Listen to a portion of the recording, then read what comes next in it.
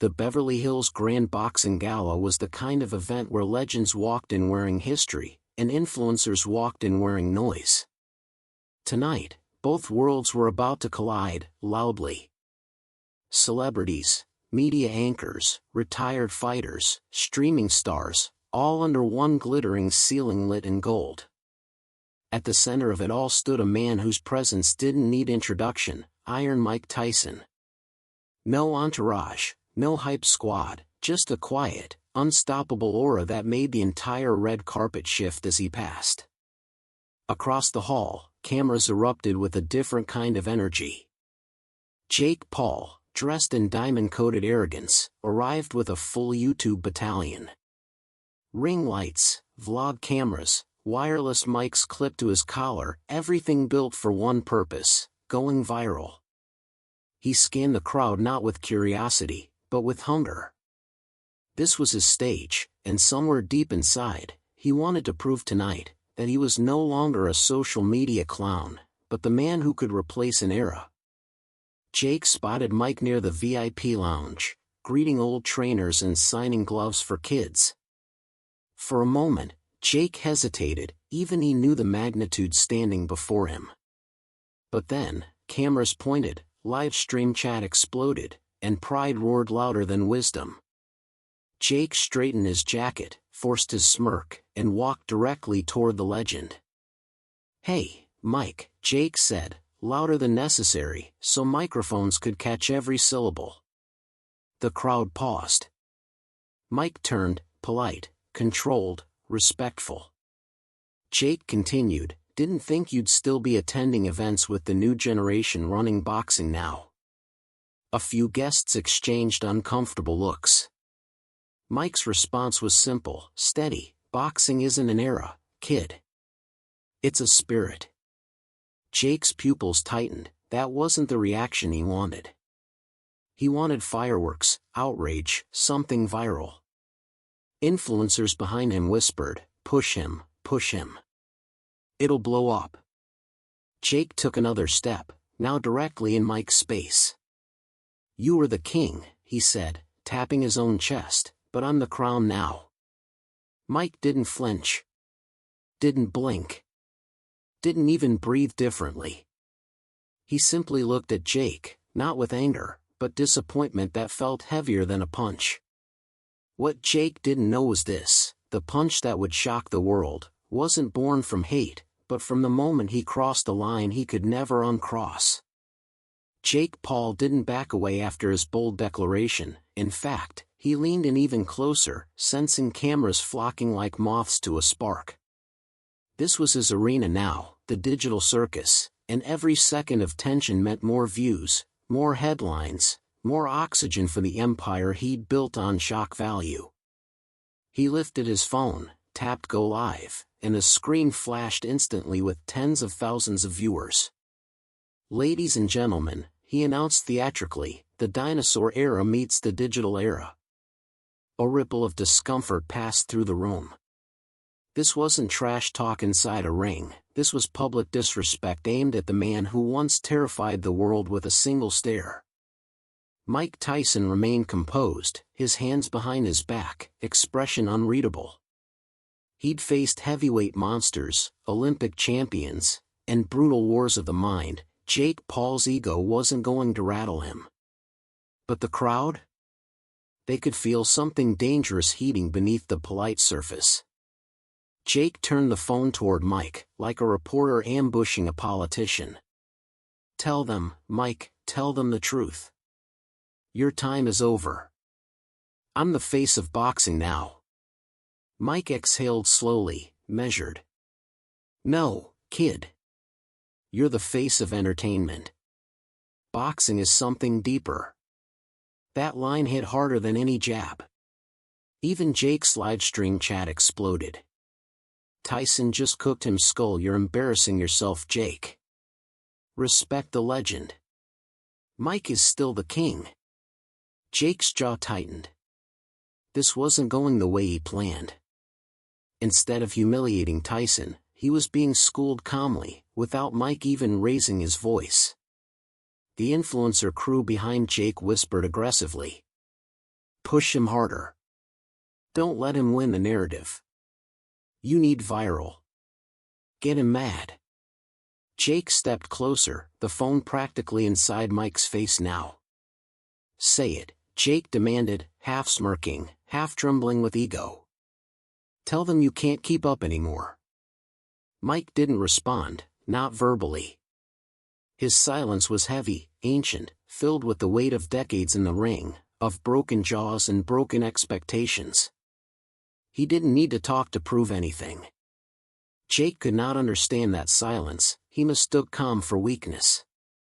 So Jake made his first physical move. He reached out and flicked Mike's suit collar, lightly but deliberately. A hush fell over the ballroom. No music, no chatter. Just a collective, horrified silence. Mike's eyes shifted. Not rage. Not violence. Just the pure disappointment of a man who had been tested one time too many. Jake leaned into the camera and laughed. Look, guys, Iron Mike is rusted. The room collectively inhaled. Mike finally spoke, soft, controlled, deadly still. Kid, respect gives you longer life than fame ever will. Jake scoffed, turning his phone back toward himself.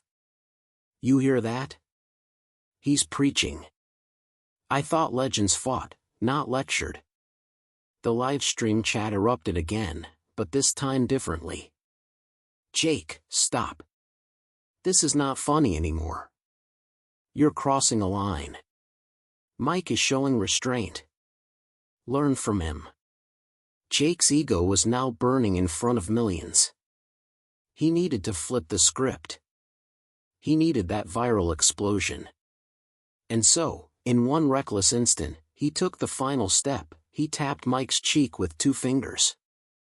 Not a full slap, but enough to mock. Gasps echoed. Someone dropped a champagne glass. Security shifted their stance. Tyson didn't move at first. He blinked once, slowly. A man who had survived chaos, fame, downfall, prison, redemption, was now being prodded by a kid live streaming for clicks. A veteran trainer whispered from the crowd. Jake, don't. But Jake didn't hear warnings anymore, only his heartbeat, amplified by pride and fear and adrenaline. He raised his chin and declared. I run boxing now. Not you. Not your era. Me. And that was the exact moment the line snapped.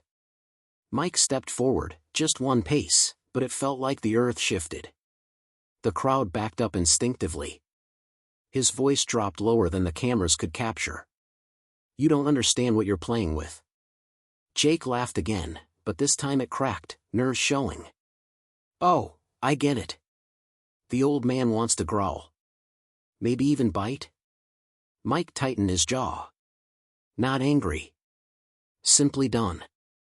Engagement moment. Comment below, Kia Jake had takpo hanch chuka hai. AAP kiss country or city SEM moment live deck rahi ho. Kia Mike KO react karna chahi, ye ignore? Influencers, athletes, actors, all frozen, waiting. Jake raised his phone again, taunting. Come on, Mike. Give them what they want. And then. Mike's fist moved. Fast. Silent. Controlled. Not a street swing, a professional strike, decades of technique sharpened into one clean, devastating connection. Jake Paul hit the marble floor before he even realized he'd been touched. Screams erupted. Security lunged. Phones shook. Live stream viewers shot past 4 million in seconds. Mike didn't follow up. He didn't roar. He didn't pose. He just looked down at Jake, heavy-hearted, realizing instantly that this single punch would not stay inside this ballroom. It would go global. It would haunt headlines. It would change both their lives. Tonight wasn't the night Mike Tyson proved he still had power. Tonight was the night he learned that one moment of lost patience, captured on millions of screens, could cost a legend everything. Jake Paul didn't hit the floor like a fighter taking a planned fall. He collapsed like a man whose ego had finally outpaced his body. The ballroom, moments ago buzzing with celebrity chatter and glistening champagne, now stood in a silence so stiff it felt like the world had stopped breathing. Phone cameras shook in midair. Someone screamed. Somewhere, a reporter whispered, "Oh my God. Tyson actually hit him." Jake lay still, blinking rapidly, consciousness flickering like a faulty light bulb. His live stream, still rolling, had flipped to a chaotic angle on the glossy marble floor, capturing feet rushing, screams rising, and Mike Tyson standing motionless, his face carved with regret, not rage. Mike didn't step forward to gloat, didn't flex, didn't bark out dominance. He stood absolutely still. A gladiator who had just crossed a line he swore he'd never cross again, not in age, not in discipline, not after decades of learning what his fists could ruin. Security finally surged around Jake, kneeling beside him, checking pupils, calling for oxygen. Logan Paul's voice burst through the crowd like a thunderclap. "Move! Move! Let me through!" He reached Jake, panic replacing bravado. "Bro, stay awake. Stay with me." Jake blinked again, consciousness tugging at him, pride leaking away with every confused breath. He wasn't used to this side of fighting, no script, no ring, no referee to stop what ego started. Mike lowered his eyes, his voice soft, almost fatherly. "Kid. I warned you." Logan shot back, voice cracking with fury. "Warned him? You punched him. You assaulted my brother." Cameras swarmed harder. Reporters screamed questions. "Mike, do you deny hitting him? Were you provoked? Is this career ending? Will you face charges?" Mike didn't answer. Not because he refused, because he didn't know what answer still mattered. Years of discipline, transformation, therapy, reflection had taught him to walk away from violence. Tonight, he walked back into it. Jake tried to sit up, wincing, disoriented. Did I get him good?" he muttered weakly, still half lost in the illusion that this was content, that pain equals trend, that humiliation is still profit. Someone from the influencer crowd muttered. "He thinks this is still a joke, even now." A medic responded sharply. "Don't move. You could have a concussion." Jake blinked hard, forcing clarity, and then the truth hit him, not the punch, the fallout. He looked at the cameras all pointed at him. Not cheering. Not praising. Not laughing. Judging. Heavy. Cold. Brutal. Suddenly, he wasn't the entertainer. He was the headline victim. The humiliation wasn't Mike's, it was his. His voice shook.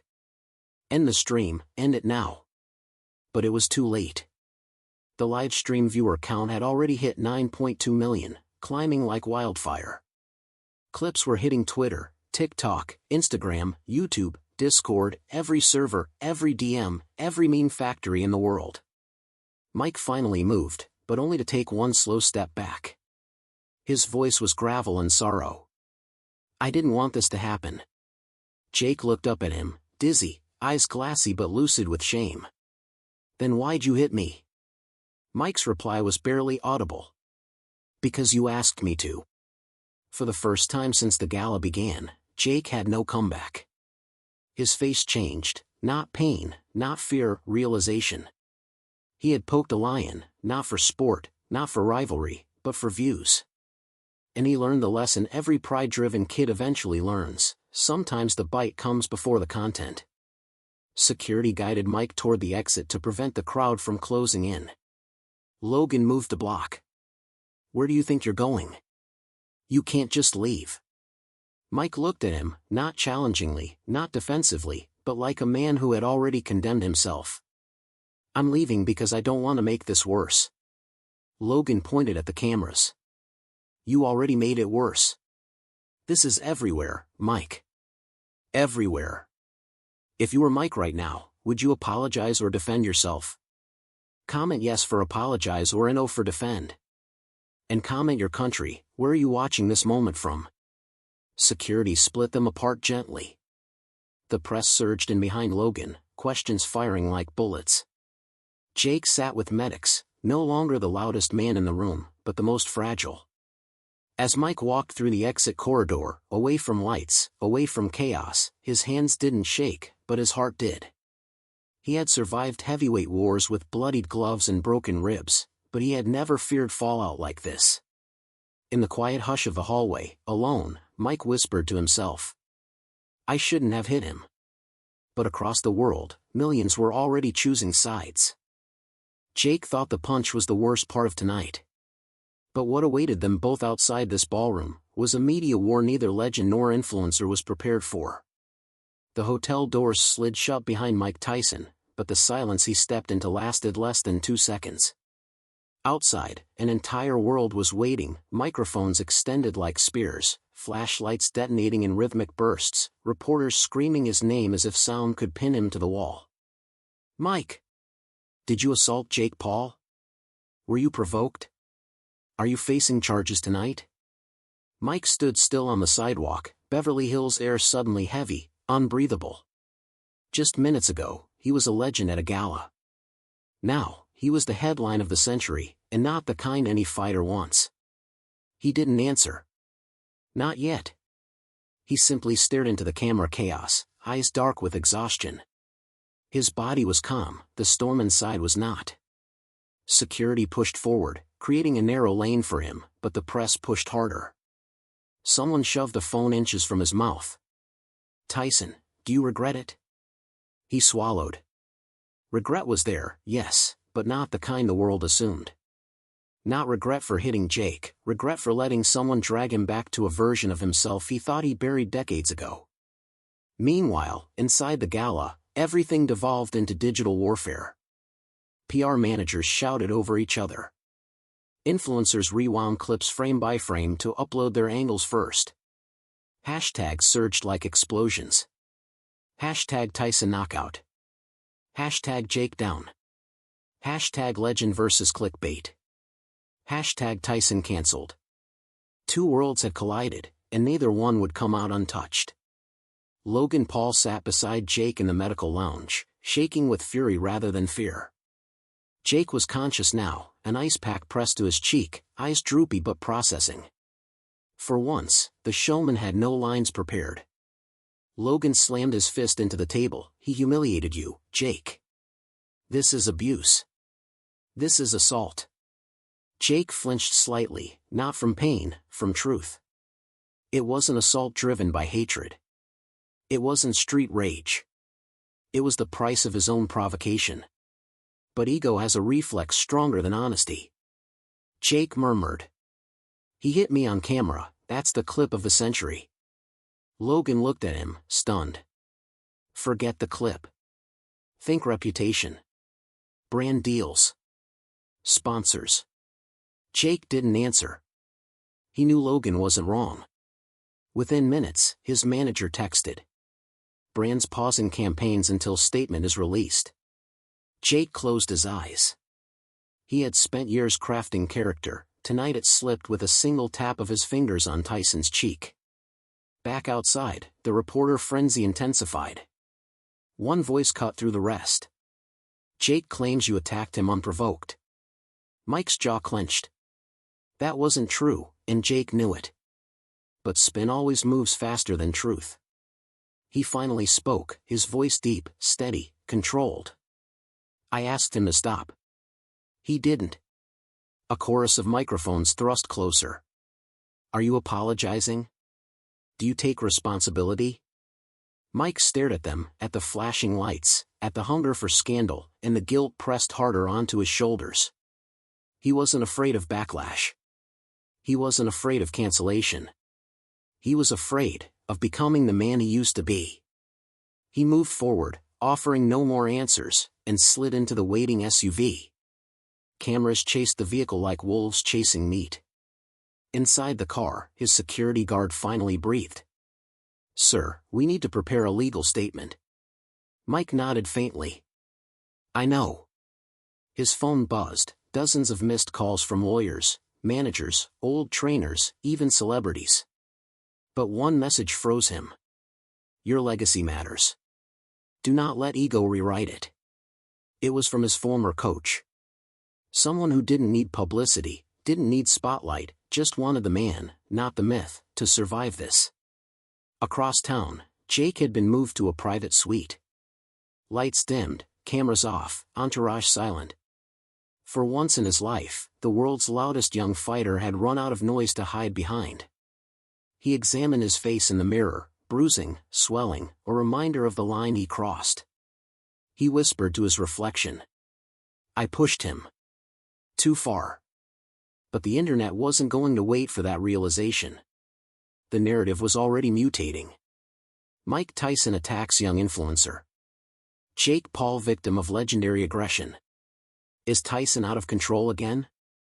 Late-night hosts, boxing analysts, drama channels, everyone sharpened their teeth. Tonight was a feast. Jake's manager entered quietly. Jake, the board wants you to press charges. Jake didn't respond. Not immediately.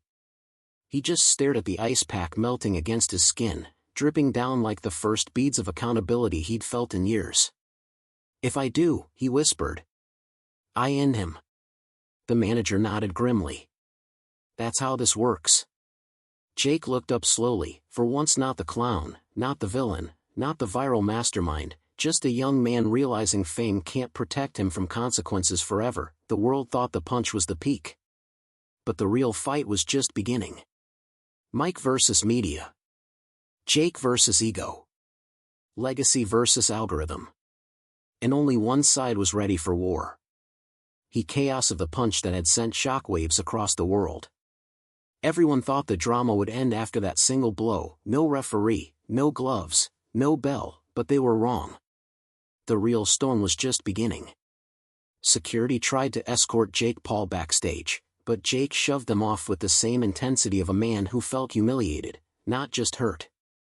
He screamed over the noise, his voice slicing through the roar like a blade. You think I'm done? This isn't over, Mike. Tyson didn't reply. His eyes lowered, regret weighing on his shoulders. He had reacted on instinct, not intention, and the world had already crowned it as the most shocking unscripted sports moment of the decade. But to Jake, this wasn't shock, it was war. Jake ripped off the ice pack pressed against his cheek and stormed back toward Tyson, ignoring every camera, every security guard. Punching me doesn't make you the legend you used to be. Fight me in the ring. A real fight. Not a cheap shot. For a moment, Tyson just stared. The crowd gasped, sensing that Jake wasn't backing down. Instead, he was pushing harder, louder, angrier. But Tyson didn't respond with rage. He responded with silence. A long, heavy silence that made everyone lean forward.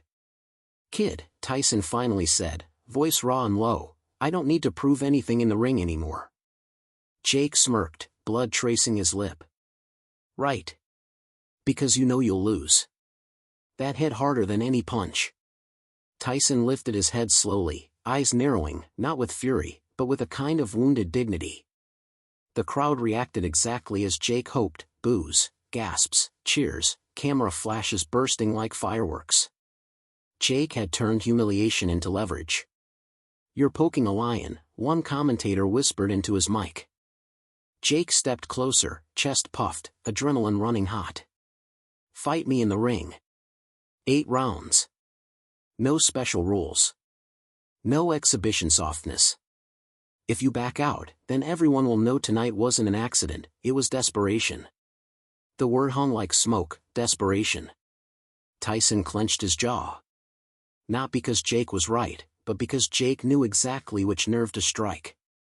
Tyson's legacy wasn't just built on knockout power, it was built on fearlessness. And Jake was daring him to prove he still had it. The cameras zoomed in. Millions watching live leaned closer to their screens. You want that fight? Tyson asked quietly. I want the world to see you fall, Jake responded. The crowd gasped again, a wave rolling across the arena. Tyson's regret transformed, not into anger, but resolve. The kind that had built his entire career. He stepped forward, face inches from Jake's. "You don't understand what you're asking for." Jake smiled through the pain. "Oh, I do. And so does every person watching." Security finally forced themselves between the two, arms raised, pushing Jake back and Tyson toward the tunnel. Jake kept yelling, refusing to let the moment close. "Don't run this time. Don't hide behind security. Fight me like a man, Tyson. Like a man." Tyson stopped mid-step. Not turning, not shouting, just pausing, like a man deciding whether history was about to repeat itself. The cameras zoomed in tremblingly. The commentators went silent. Even the crowd quieted, waiting for the next word. Tyson slowly faced Jake again. "You'll get your fight." His voice wasn't loud, but it didn't need to be. Jake's eyes widened, not in triumph, but shock. He had wanted the fight, but now he had it. A real Tyson fight. The kind that breaks jaws, careers, and egos. The stadium erupted. Fans screaming, analysts panicking, social media exploding so fast the live feed nearly froze.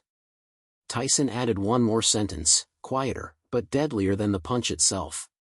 "But when that bell rings, you won't be able to take back what you just asked for."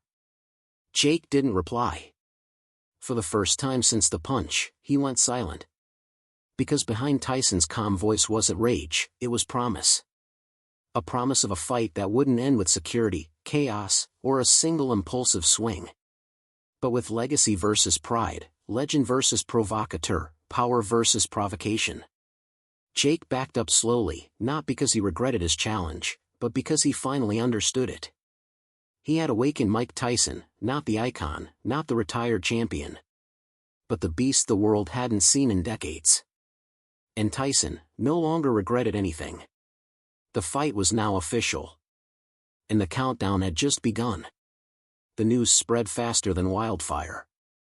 Within minutes of Tyson's quiet but lethal promise, every sports network, tabloid, podcast, and YouTube channel in the world was in meltdown mode.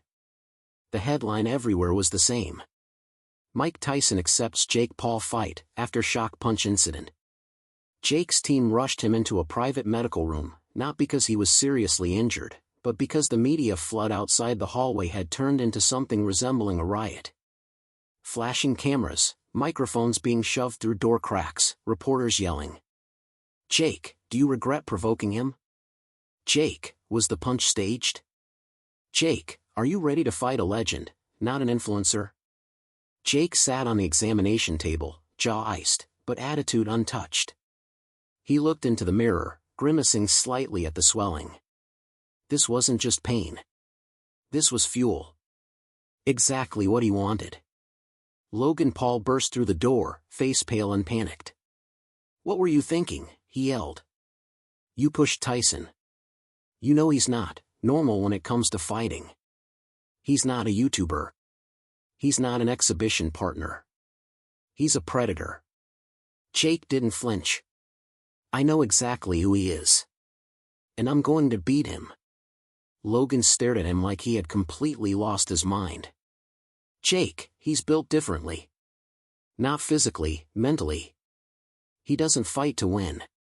He fights to end people. You could have settled this tonight, apologized, done PR cleanup, but no, you had to poke the monster." Jake smirked. "That's how you get numbers, Logan. You don't survive in this world by being quiet, you blow the world up."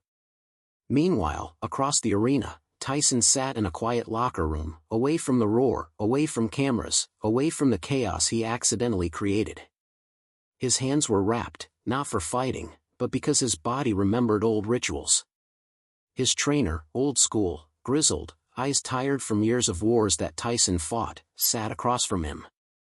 "You sure you want this?" the trainer asked softly. Tyson didn't answer immediately. He stared at his knuckles, remembering blood, belts, bodies falling to canvas, crowds screaming. He had walked away from that life for a reason. "I didn't want this," Tyson finally said. "But the kid challenged my name.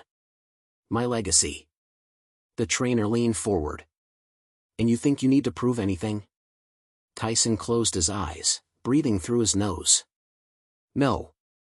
But he does. The trainer understood. This wasn't about age, pride, or even revenge. It was about teaching a boy who marketed arrogance as talent what a real fighter's world looked like. Not flashy walkouts. Not influencer trash talk. Not staged rivalries. But blood, discipline, and decades of sacrifice. Tyson stood slowly. Even in his 60s, he moved with a kind of force that didn't belong to normal men. A force earned. Set the date, Tyson said. Back in Jake's camp, his team exploded with celebration. Phones rang non-stop, sponsors, networks, streaming platforms offering numbers so huge Jake could barely wrap his head around them. Jake, his manager shouted, waving a tablet, Netflix wants it. Prime wants it. HBO might return just for this. We are talking billions, not millions. Jake grinned, chest swelling with the very feeling he chased all his career, not respect, not legacy, but attention that swallowed the world whole. Logan, still uneasy, whispered, just don't underestimate him. Jake rolled his shoulder, stretching. Everyone underestimates me first. Then I prove them wrong. Logan didn't push further. He had seen Jake walk into storms before, but this was a hurricane with a name, history, and a jaw that had broken legends. That night, Tyson returned home, sinking into the quiet. The camera's gone, adrenaline fading, regret creeping back. Not regret for the fight. Regret for what he knew would happen when that bell rang. He didn't want to hurt the kid. Not really. But Jake hadn't challenged him like a fighter. Jake had challenged him like someone who didn't understand danger. Tyson walked to a framed photograph on the wall, his younger self, eyes fierce, gloves taped, the world at his feet. He touched the glass. That man isn't dead, he whispered. His phone buzzed, his wife messaging, concerned. His kids texting, begging him not to do this. That it wasn't worth it, that Jake was just chasing clicks, not glory. Tyson typed back. I know. But sometimes the world forgets who I am. And sometimes I forget too. Across the city, Jake couldn't sleep. Not from fear, but from electricity rushing through his veins. The globe was watching him, chanting his name, doubting his sanity, predicting disaster. He thrived on it. He imagined fight night. Tyson across from him. Crowd shaking the earth. Commentators screaming. Gloves tight, adrenaline high. Jake didn't want the safest path or the smartest one. He wanted the one that made history remember him. He whispered into the darkness. This isn't your era anymore, Tyson. It's mine. He believed it.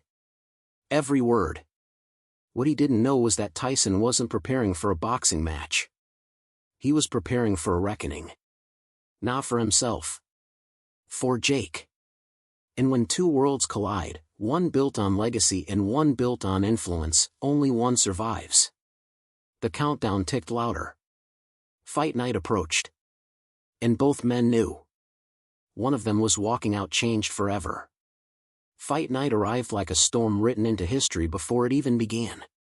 Las Vegas was glowing, a city of neon heartbeat and concrete adrenaline. The MGM Arena pulsed with sold-out energy, celebrities in the front row, cameras stacked like weapons, commentators whispering predictions that sounded more like prayers. When Mike Tyson walked out, the building shook. Not from cheers. Not from hype. But from respect. He didn't wear glitter, LED jackets, dancers, or fireworks. Just a plain black robe, gloves laced tight, jaw set like stone carved by pain and time. Jake Paul entered next, wrapped in LED lights, camera drones floating around him, a walkout produced like a $20 million music video. Fans screamed, phones up, hashtags exploding. Two different eras. Two different definitions of power. The bell rang. Round 1. Jake came out fast, sharp, confident, throwing jabs meant to prove he wasn't afraid. The crowd roared at every punch he attempted, even the misses. Tyson didn't rush. Didn't blink. Didn't even react. He watched. Measured. Studied every twitch in Jake's shoulders, every breath, every failing attempt at blending influencer flash with fighter discipline. 30 seconds in, Tyson saw it. Jake was showboating more than boxing. That was the moment the legend switched on. A left hook. Not violent. Not vengeful. Just real. Jake's feet left the ground for half a second. The crowd gasped, the commentators yelled, Logan stood up screaming for Jake to guard. Jake didn't fall. But his eyes changed. Suddenly. He understood. This wasn't YouTube boxing. This wasn't views versus legacy. He was inside the ring with a man carved by wars he couldn't imagine. Round 2. Jake adjusted, tightened guard, circled, trying to stay safe, trying to breathe. Every punch Tyson threw was a memory of another opponent, Holyfield, Lewis, Liston, the old ghosts. Jake wasn't just fighting a man. He was fighting history.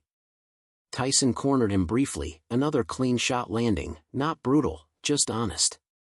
Jake nodded mid-exchange, breath trembling. He finally respected the ring.